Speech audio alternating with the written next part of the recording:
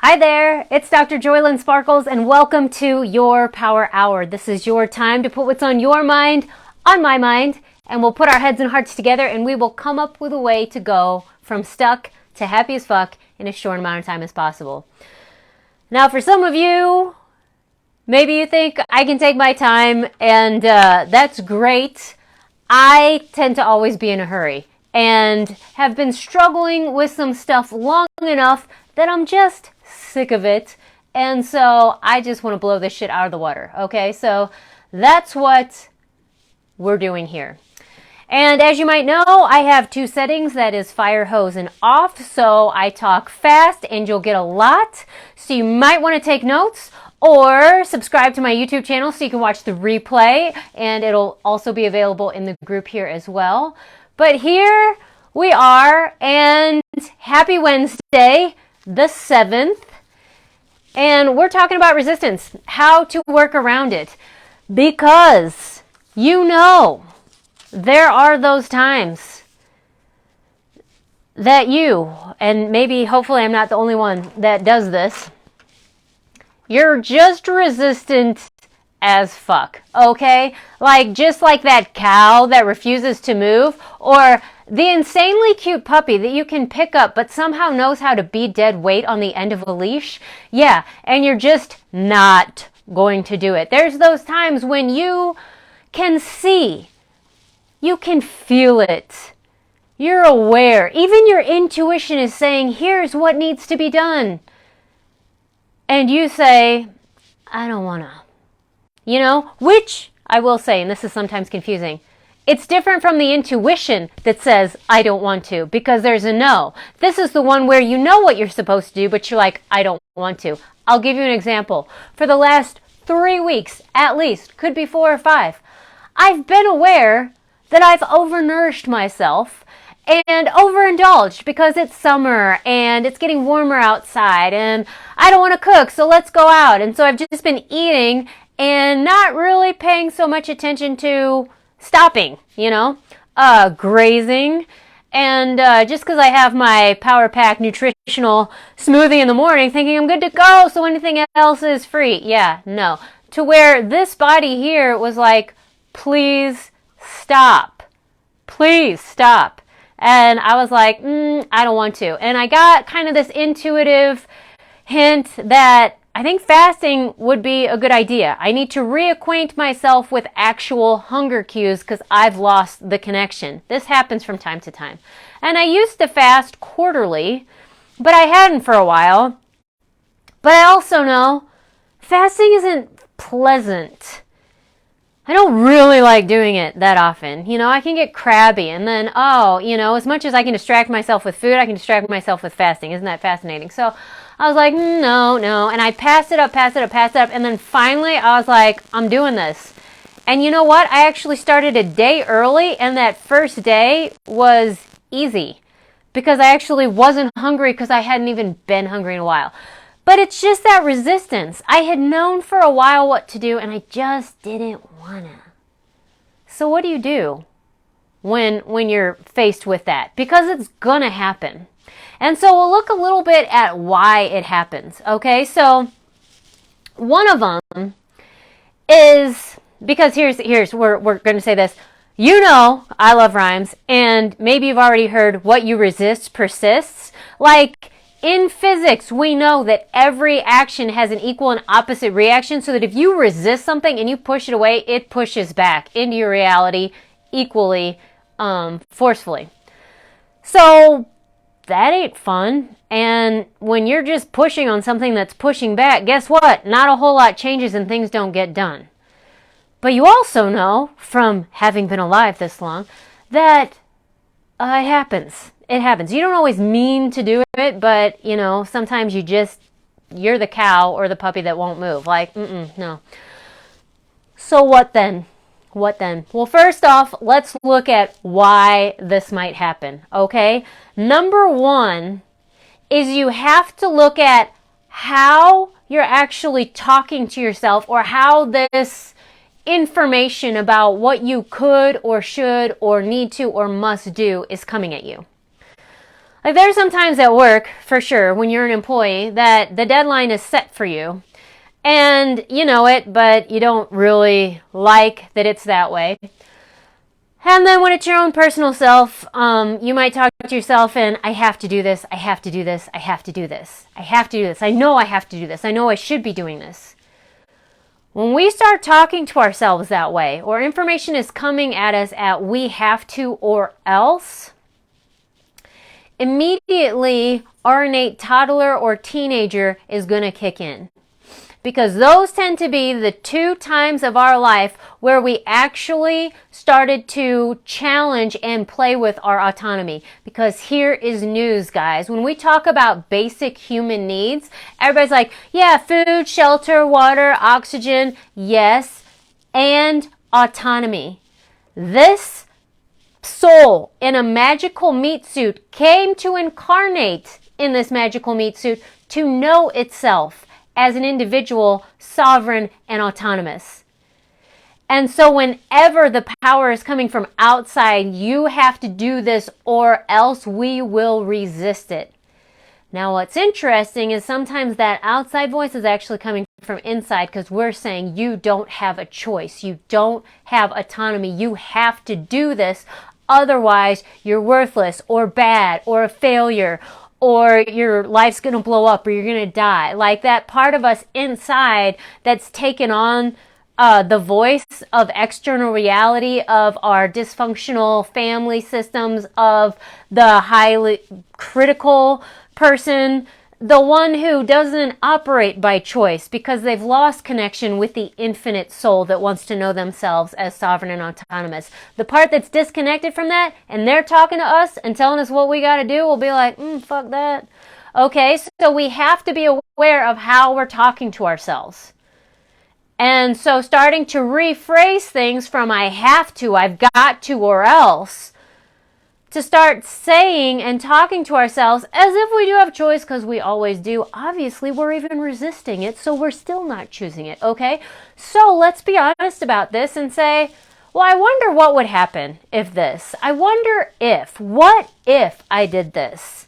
This is a possibility I could choose. What would I like? And we start asking questions to really get to what it is that we value, what it is that we're trying to create, so that we can work around this resistance. Okay, so know that one of the reasons the resistance is popping up at all is because you're not honoring the human need to be autonomous and have power over your life and make choices for yourself. Okay, that's one. Another reason that this comes up is, hey, let's have a reality check, and what stage of change are you actually in? Because there's more than one, okay? We don't go from, I am aware of this, to here I am changing it. That's what they make it look like on TV, television ads, Facebook ads, whatever, okay? That's what marketing does, is say you go from here to here and it's instant. Okay, it's not.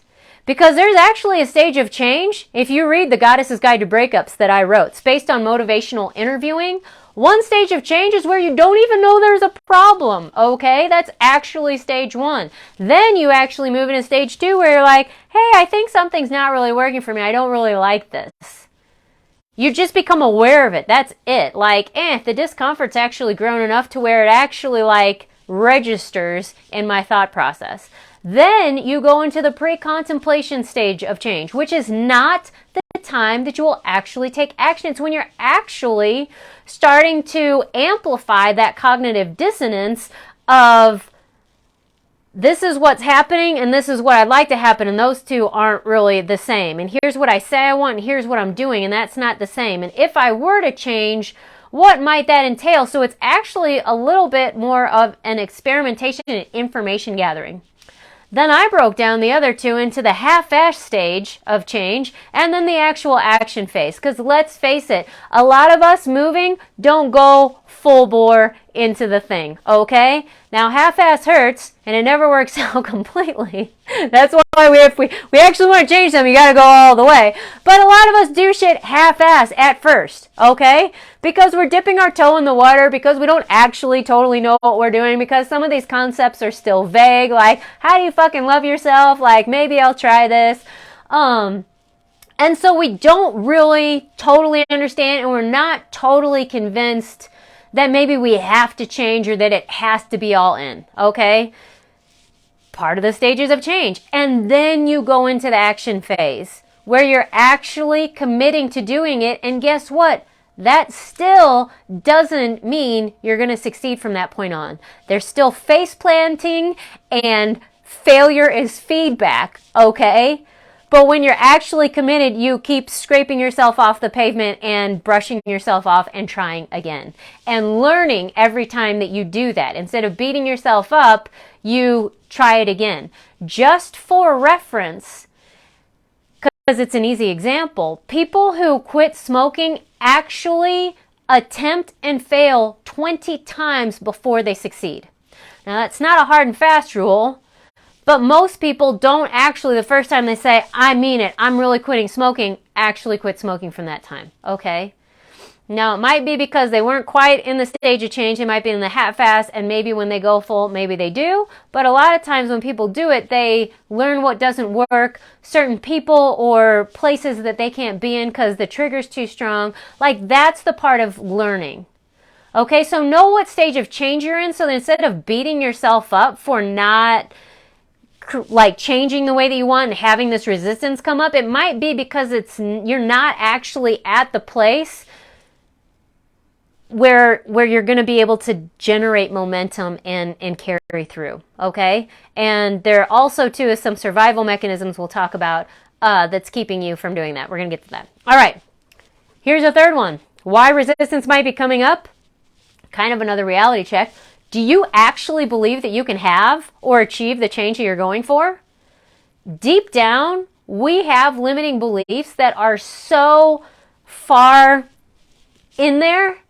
They're coming from pre-verbal, from just being, picking up the stuff that was around us when we were little about what you can ask for, what you are worthy of, that we got from our parents. We got from authority figures and religious figures who told us, where you sit. Some of those are healthier than others, okay? I got the unhealthy branding kind where you're basically a piece of shit, so anything that you get is you're kind of lucky and God took favor on you, but it's arbitrary, so yay this time, but don't expect it next time. Yeah, that's kind of what I ended up thinking.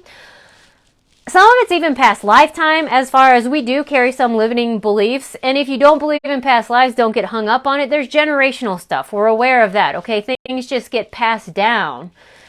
And so if you actually deep down don't believe that you're worthy of having something or that you can actually achieve something, this resistance is going to kick up. It's a protective mechanism to protect you from the grief and the sadness and the disappointment of witnessing how unworthy you are. You don't want to challenge it because deep down you're actually believing that to challenge this you're going to lose, and that's scary and it's sad. And so this resistance is just like, I'm just not going to go there. Okay, so it's coming from a really deep place that's actually trying to protect you. But get curious about, do you actually believe that you can have the change that you're going for? 4, this one does happen for people who've been in the game, working on change, and actually made a lot of progress, but also perhaps have a tendency to not acknowledge the progress. Hey, I bet you're in there too. But on certain things, there may be a time where you've actually mastered what you were curious about or satisfied the curiosity to where this resistance is coming because now you're just living by a set of rules that are rigid that you actually don't need, because we all know rules are made to be broken, right? But they're guidelines. They really teach us how to do things. It's like when you first start an art class, it's let's say, I don't know, like, don't put this color next to this color. And that's how you learn. And so that's your rule. Don't put these two colors together. I'm trying to think of something. I don't know why my brain's broken right now. But you learn that, but then as you advance, you start to learn that you can bend the rules or use this sometimes and not others. And it was a good guideline to start. Here's a great example, skiing, okay? Pizza and french fries to go down and pizza to stop. That works until you get to the next level, and then you have to realize it's pizza and french fries. When you've got that much speed, it isn't going to work. So you need to learn something totally new. You got to break the old rules so that you can, so that you can advance. We all know this, and I'm not, but the speed limit is negotiable in certain times and places, right? Okay, stop signs too. I'm from the Midwest, I totally slow down. I am aware, the point is safety, mine and others, and kindness and courteous, and the rules of the road. But, hey, there's life, okay? Maybe not the best example, and okay, although this is in video, so there's documentary evidence that I will, do a Midwestern stop at a stop sign. But we all know that some rules, once we get to a certain point and understand what they're for, can actually have a little bit more flexibility. And if we're not acknowledging that we've made that progress or learned that information, then these rules become sort of rigid and we'll start to resist and push against them. So just do a quick ask, hey, am I actually just resisting because I just don't actually need these rules this way anymore? One of the examples of my life, why didn't I just start with this one? Intermittent fasting. I did intermittent fasting. I started in 2020, and I would do, I think, a 16-8. I would stop eating at 6, and I could start eating at 10, and I did that for a long time, and it helped with a lot of different things, including a lot of emotional processing that I do believe did end up leading to divorce, because I finally had some time and space to be aware of some other patterns and feelings that I didn't want to feel, that I was stuffing down with food. But then come to 2023 and a whole different life circumstance, and seeing how staying in that window, I was actually then only eating within that window but not paying any attention to hunger cues, also makes dating pretty hard to be like, gotta be done at 6, so interaction with other people, which became a priority. So I had to start looking at, what is it that I actually need here? What is it that I'm trying to accomplish, and how do I do that? So that I've actually switched. There's an intermittent fasting that's actually a stop-start, to where I just wasn't giving myself enough time in between meals. And then I can push it back a little bit longer and still not go to bed feeling so full. So it's learning. Another thing I did this health challenge called Wild Fit, and it's really, really strict and stringent. And there was 13 weeks, and by week 12, I was so infuriated by it, because I actually, when we got a chance to categorize ourselves, I made myself go in the harder category because I didn't get it. When actually I had, and I wasn't acknowledging all the health choices I've made for the past, 15 years that actually would have allowed me to be in a different category. So I was holding myself to rules that weren't meant for me. And then I also had gotten what it was that I needed from the program, and actually what the program was trying to teach. And yes, there's always something, there's no wrong way. I could have learned from sticking to it for that last week, but I was also just getting so angry and resistant because I wasn't acknowledging that I'd actually learned what I needed to learn. So know that the resistance sometimes comes when we're not acknowledging the progress and mastery that we have accomplished, okay? Then resistance will also come when we don't know anything else. When all we're aware of and really have been concentrating on and knowing and being very familiar with is what we don't want. I don't want this. I need to change this. I have to change this because how I'm doing it is wrong and bad and I don't like it. And we actually resist what is.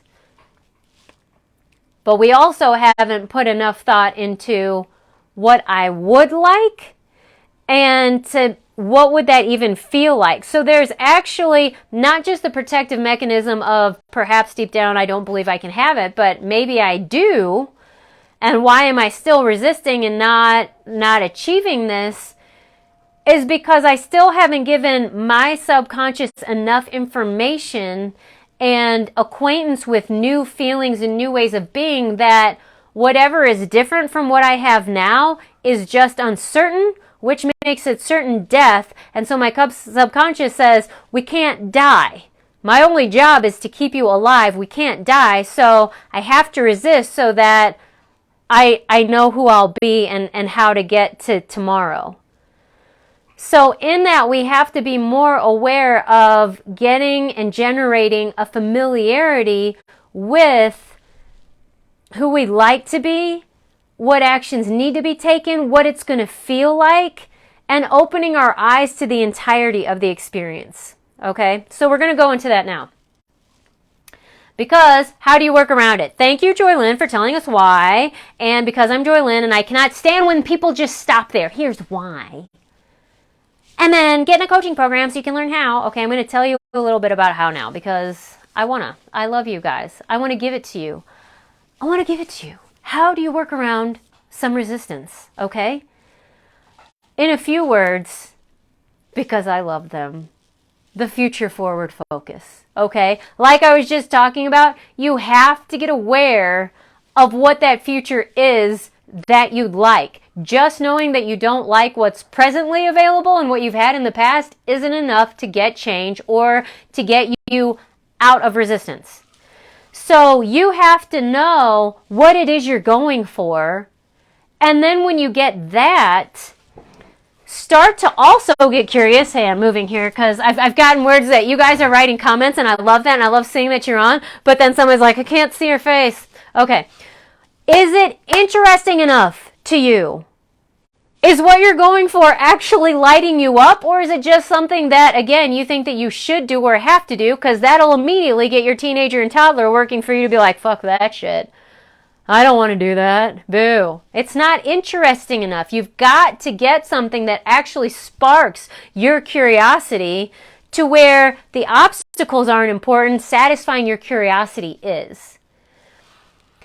So a hint here is if you are finding that you need lots of accountability and extrinsic motivation, like I'm setting up all these reward systems, if you need that, probably what you're going for isn't interesting enough. Because I know from my life that these last 10 pounds won't come off because just losing 10 pounds isn't interesting enough to really give up cupcakes or cookies with friends, okay? Now I can do better now that I love myself to say no to them when I'm really not craving them or nobody else is around and there's not a good reason.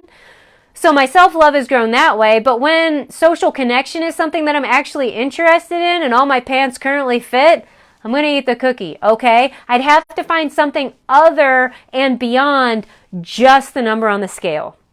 And a lot of us do that with just a number on the scale, just a number in the bank account.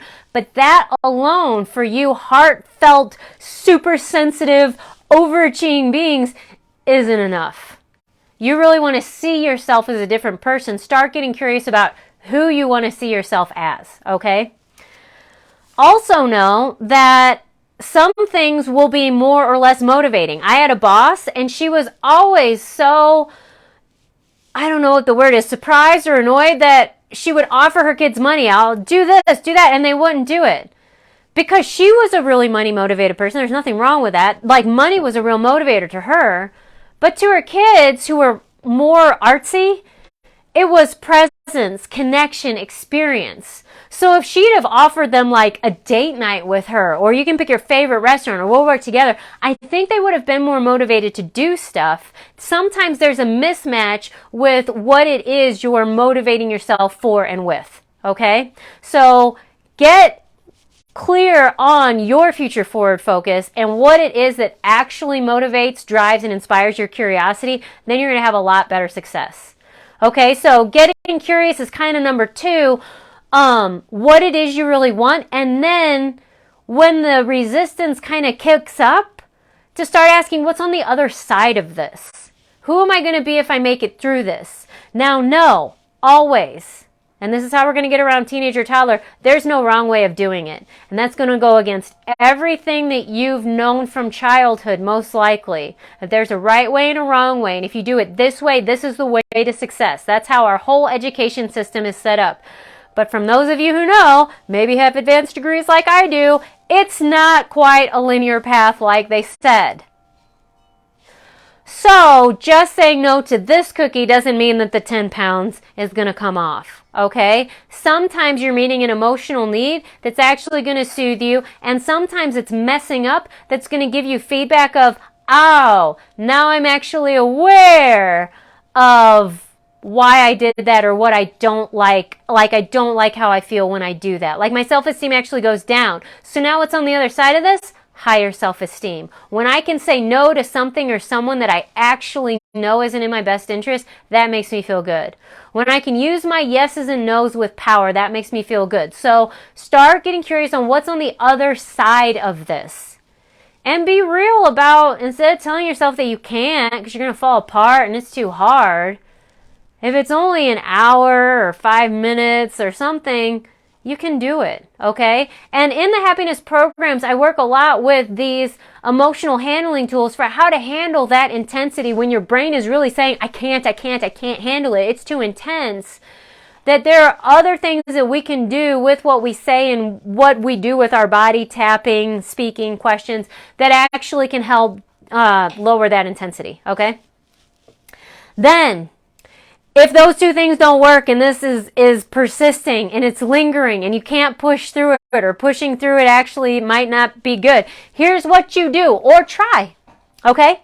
Number one, indulge it, okay? It's already there, all right? Like, let yourself have the resistance. Resist, but don't resist the resistance so you can pull at least one block off, okay? Because the fighting it isn't working. And I come from a bodywork background. In doing craniosacral, they talk about moving in the direction of ease. Unlike a lot of therapies that try to correct and adjust based on getting something to go in the opposite direction, if there's a restriction, you let the body go as far into it as if it wants, and then it naturally just unlocks and flows and the balance is restored. It's the direction of ease. And with that, like, I had, when I was thinking about this, I was thinking, okay, a funny example, I think I was, I don't know, like 4 or 5. It was when I was real small. And my grandma made fruitcakes for Christmas every year, okay? And somehow the cherries just became the most interesting thing in my life. And everybody kept saying, don't eat them, don't eat them, don't eat them. And I wouldn't listen. So I ate so many cherries to where finally my grandma was just like set it there and just stopped saying anything, and I ate it. And then I threw up. I never bothered anybody about eating cherries again, okay? Like, sometimes just learning the lesson without being shamed. Everybody actually kind of just had a light heart about it. They actually had compassion on this small little kid who made a dumb choice. They thought it was kind of entertaining because they could see what was happening and probably what was going to happen. So they didn't get mad at it. And having that, you know, rare, I'm going to say, I think it's because my grandma was in the room and in charge of this situation, that without that shame and judgment, it actually just let me have the lesson and be like, okay, sometimes when they say don't do it, it's for a good reason, and I can just listen, okay? So sometimes we just learn it, so indulge and let yourself be aware of what you're choosing and have the experience all the way through. Because nothing lasts forever, so you can just let it change, okay? All right. Also, if that doesn't work or that's not what you want to do, totally fine. Caricature it. Give your resistance a name, some mannerisms, a voice, okay? Hear what it has to say. Dialogue it in a fun way, okay? Like, this is how you might start to become aware that it's actually protecting the belief that you're not worth it or there's no way you could achieve this. You might be surprised at who comes out because the voice might be that little itty bitty you who is like, ooh, I tried that one time, it didn't work, and I said I'd never try again. But caricature, start playing with it. I had a moment in California where I just was a year ago, and I was really scared to make some investment, and looking at finances. And so I was looking at this fear because it had been there regardless of what my bank account looked like. I was always worried about money, and I finally started getting aware of that. So I was like, all right, fear, here you go. Here's your chance to speak. And for whatever reason, fear talked like this. And do you know what it said? Sandy and Ron had it all right. That's the name of my parents, and let me tell you, what this brain knows now, they didn't have it all right. They didn't fuck everything up, but they have some weird perceptions about money and a whole belief in scarcity that I don't buy into. So when it said that, I actually just started laughing, and a lot of things started to unfold. Like a lot of this money, scarcity, tightness that's been plaguing me for decades is starting to unravel, okay? So let it speak and have some fun with it, you know? Like, this is the time for you to be the actor, actress you never got to be or didn't actually want to do professionally, but sometimes you just want to play. Play with this, okay? Try it out. Then, I think the one that works too, because you're the one making the decision not to do it anymore. Exactly, all right? Yeah, yep, absolutely. Okay. Then, here's one, and it rhymes. When in doubt, dance it out, okay? Now, or sing. Sometimes you just have to move energy. Now, be aware you might not feel like it, okay? Because resistance can sometimes just settle in, and no matter what you do, it doesn't want to do, because you're just like, meh, okay? And if indulging that doesn't work, and you get tired of sitting like just a blob, then just move. But time it. Put it on your phone. Give yourself at least 2 minutes to let things actually start to change. And you'll notice that sometimes just shaking it out, singing it out, physically moving energy can actually, when you move your body, your mind will follow. Okay, so sometimes that can just get you out of resistance, all right? And you might actually be aware of, I don't even remember the last time I danced. I don't remember the last time I sang. Some of the resistance is because there's just not enough fun in my life. No fun, no fuel. I got nothing else to go on. So this might be exactly what you need to get going again. So when in doubt, dance it out. Another one that's similar, do something for pleasure that doesn't make sense, that is unrelated to what you're trying to accomplish, that does not have a financial or purposeful end. That's what play is, doing something for the sake of doing it alone, not for what it's going to create as an outcome, okay? It's just doing something for the doing sake. Do something, whether that's the singing, the dancing, coloring, doing some arts and crafts, reading a book that you know you've been wanting to read, but you don't give yourself any time or permission to do, okay? Cook, take a walk, have a conversation that lasts a little bit longer than you want, instead of telling everybody, I gotta go. I used to do that. I gotta work, you know? I'm the boss and I always had to work. Like, I just actually wanted to be present with somebody, okay? And let myself have a conversation that flowed, okay? Let yourself have some fun. Okay, another way to move energy, do power pose. That superhero standing at the top of the building, looking at all the things I love and enjoy about my life. Do it for 2 minutes and you will increase your testosterone. Yes, women, you still need it too, because it increases confidence. Alternatively, victory pose, and you can preemptively say, I got this shit handled. I'm going to win. This resistance has gotten this 5 minutes, but I'm actually going to win. And again, hold it up. Let yourself know I'm the winner here. Even if I don't end up producing or something, I'm actually now aware of the resistance, where it's coming from, what it's saying. That's information that's useful in the future, okay?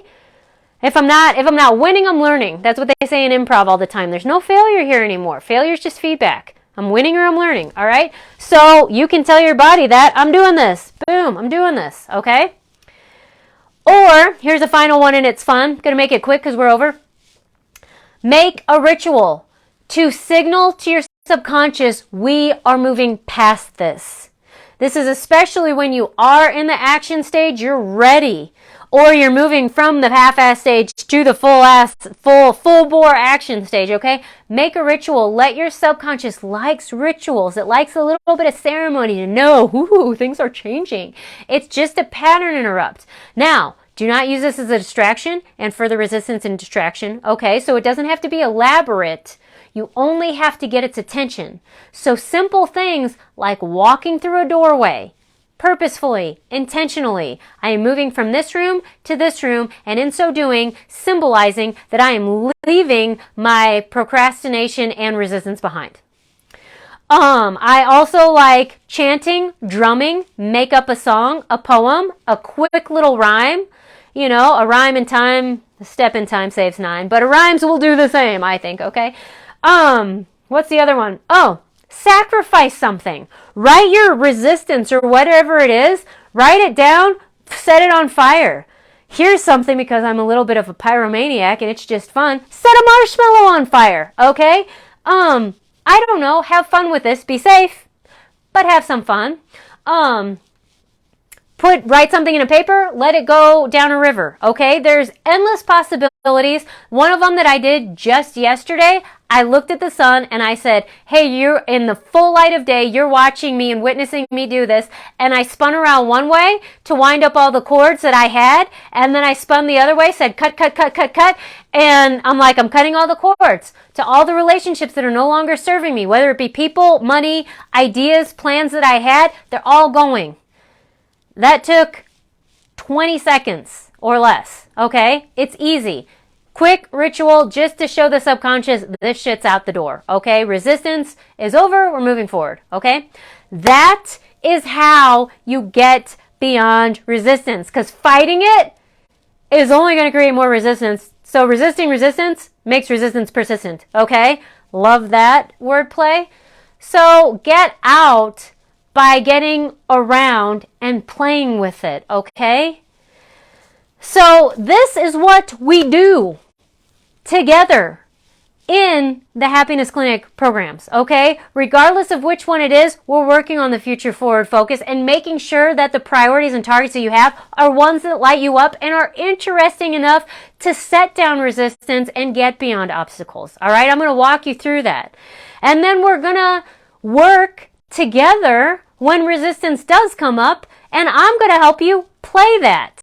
Yeah, Anna, cut the cords. That's right. It's really helpful, okay? You can even cut the cords with the resistance. That's what's awesome, okay? So you can get out of this resistance, and I'm here to help at any time.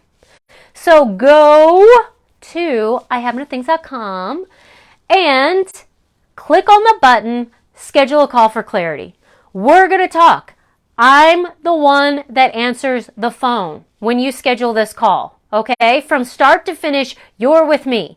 And on this call, we're going to look at what's coming up, what's getting in the way, and what it is that you actually want and what's available, including possibilities to work together to get out of this.